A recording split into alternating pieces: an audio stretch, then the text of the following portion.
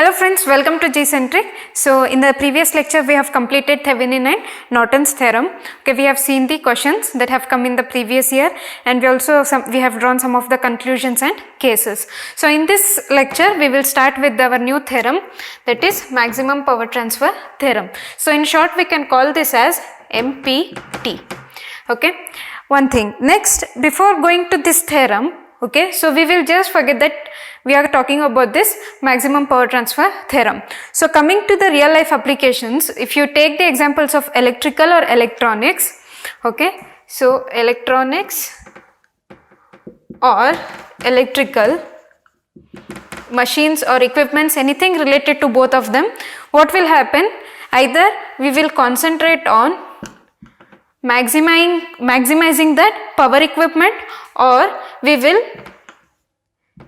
maximize its efficiency. So in most of the cases we will, for the smaller equipments related to electronics, what we will do, especially for DC, we will concentrate on maximizing the power. Okay, next. Okay, so when this is like, when we are talking about this part, okay, we can take the example of mobile phone. It is a DC, we have got a battery in it, right? So now what will happen in that? You will charge it daily, right? You charge it twice, thrice, depending upon, okay, that the model of the mobile. Okay, so depending on that you will charge number of times. So depending also on charging and discharging. So in that case you will not think twice, okay, before plugging it into the mobile socket, right? Why? That is because, why don't you think? It is because of this power maximum, it will be having less watts. So basically it will be in milliwatts or microwatts. So your mobile phones does not consume much power, right? They are all below 25 volts. Sorry, they are all below 25 volts. Okay, so because of that, what will happen? The power consumption will be low, so you do not think twice before charging your mobile phones in a day with twice or thrice. Okay, so now coming to this electrical thing, this is, we have to maximize the efficiency, right, for getting, like, for all the AC equipments. Okay, so for all the AC equipments, what we have to do? We have to get maximum efficiency. So if you concentrate on maximizing the power, what will happen? You will get only 50% of the efficiency approximately. Okay, so what will be the rest 50%? It will be losses. Okay, so you do not want such type of equipments or machines, right? So basically this, what will happen?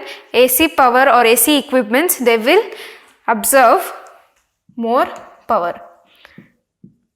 Okay, so AC thing, what it is, if we try to maximize the power instead of maximizing the efficiency, if we are going to concentrate on maximizing the power, then we will have only 50% efficiency. But if we concentrate on maximizing this efficiency, then almost there will be losses, but not 50%. So okay, so coming to this maximum power transfer theorem, it is applicable for maximizing the power only, not efficiency. Okay, so now, so that is why we have in the name itself maximum power transfer. So we have to get maximum power for this. Okay, so even in the output also, if you do not get much losses, if there are much losses in the output also, like in the mobile phone, if it is dissipating heat a lot, okay, still the battery will come down very soon if it is discharging at a very fast rate, but still you will keep on plugging in, right? So that is why this is applicable only to power, maximizing the power for the electronics devices which are having very less watts, which consume less watts. Okay, so now we are going to discuss DC and AC both. In DC we have got two cases of MPT, how we are going to deal with it if DC questions comes, and in AC we have got 4 cases. Okay, so we will see that also. So now coming to the circuit diagram, you can just take it as one voltage source. So one more thing in this maximum power transfer, if you have to solve the questions using this MPT, then you should know Thevenin's theorem. Okay, if you are good in Thevenin's theorem, then you can easily solve the maximum power transfer questions. So now you have got a voltage source, you have got a internal resistance Rs and a variable load. So in Thevenin's theorem also we have seen that till here terminal A and B will be having, there won't be any changes. We are going to replace it with one voltage source and one resistor, right, equivalent resistor. So here also till here it will be same, we will be having variable load. Okay, so for this one what will be the condition? It will be RL is equal to Rs. So this is the maximum power transfer theorem. Okay, so now this will be only our case 1. Okay, how we will take that one? So we will see for this DC. Okay, then case 1. So we have taken voltage source, internal resistance and a variable load, and we have to get this condition for maximum power transfer without any loss. When this will be equal to this, then only there will be supply of maximum power, right? So now what is the formula for maximum power? Since it is resistor, I can write I square, if some IL current is flowing in this one, I square into R. So here it is RL. I can apply KVL to find the current.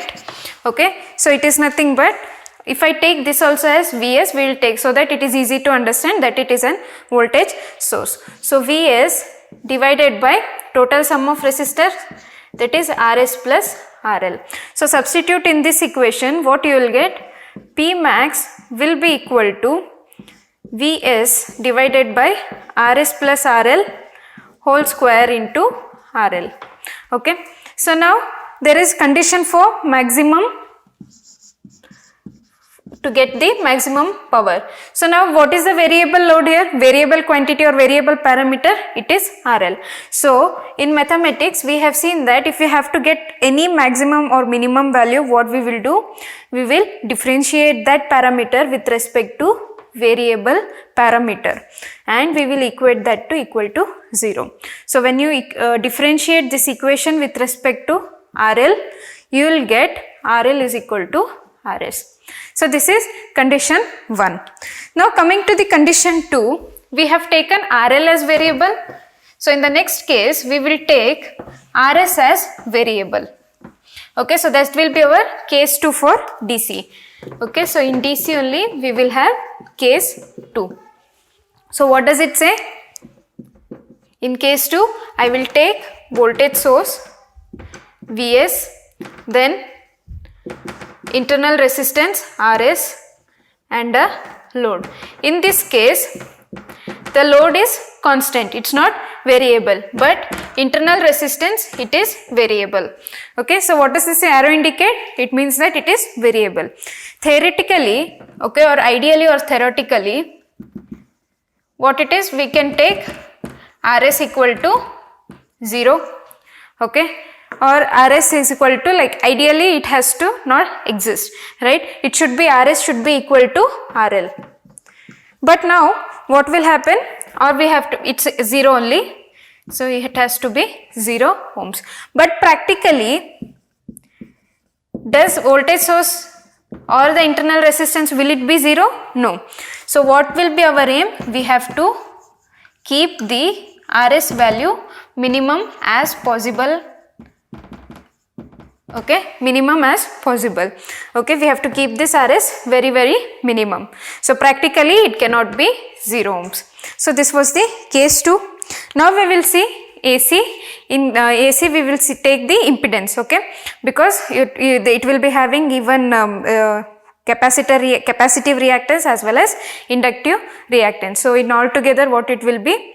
It will be a impedance. Okay, so now we will go with the AC cases. We have got 4 cases in AC.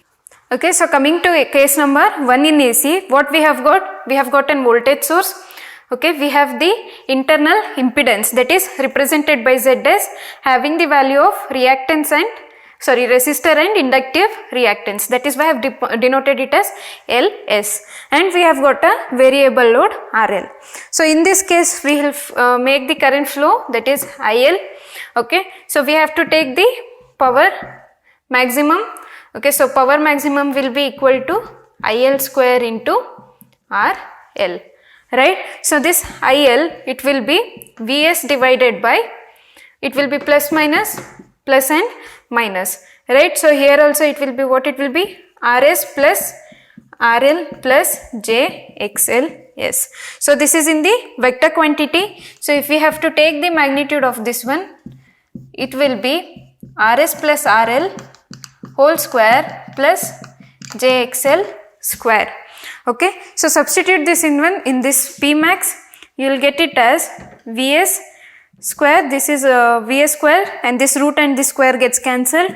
So you will get Rs plus RL whole square plus JXLS square into RL times. So now what you have to do this with dP max. What is variable quantity? It is RL. So equate this to 0. So when you solve this one, you will get the answer as RL equal to Rs square plus XLS square. So this is nothing but magnitude of impedance, right? You will get this one. Okay, when you take out the magnitude, you will get this one. So this is case number 1 in AC. Next we will come to case number 2, where this will not be resistance alone, load variable, but we will have variable impedance here also. Okay, so now if I replace this one, so this is voltage source Vs, here it is Zs, then one more impedance, that is ZL. So this Zs is nothing but JXLS, it can be either XCS also. Okay, so this one I will take it as RL JXL. Okay, then I will take this case 2 as only this resistance is variable. Okay, so only one resistance is variable, but XL is constant. Okay, so when I solve this one, same procedure again, that is P max is equal to, so P max is equal to I square L, that is here current is flowing in this way, then we have got plus, it's not plus, it's ZL. Okay, substitute this IL, take IL equal to Vs upon Rs plus RL whole square. Okay, directly I am taking the magnitude of IL. So this will be under root XL plus JXL plus JXC whole square. Okay, so this will give, you cannot, it's okay if you do not write also, put it in this, then what you will get, RL is equal to Rs square plus XLS, so this is XLS, okay, plus XL whole square. Okay, so this is what you will get when you solve this one. You have to equate this differentiation first, dP max by variable is only RL, so do not differentiate with whole ZL. Okay, next case number 3, we will take case number 3 in which only this is variable, JXL is variable. So what will happen, it will all be same. Okay, but when you are differentiating with max, it will be XL, so you have to equate it into 0. Okay, so this time you will get RL will be equal to, sorry, the XL will be equal to minus XS. Okay, so this variable will be equal to the variable of this one. Okay, because R and RS are constant. Okay, so this is also RL. Now case number 4, what it will be, I'll rub this one. So case number 4, both the variables are varying. So in all what we can write, so this is ZL, this is variable, RL plus JXL. So when both are variable, again you can write it as P max is nothing but I square L into ZL. So when you are differentiating, you have to differentiate this complete RL plus JXL, then equate it to 0. So what you will get is, this quantity will be XS will be equal to, this is ZL, that is because we are differentiating this with ZL. that is whole term RL plus JXL. Okay, so when you are differentiating that, what will be the end result? It will be ZL equal to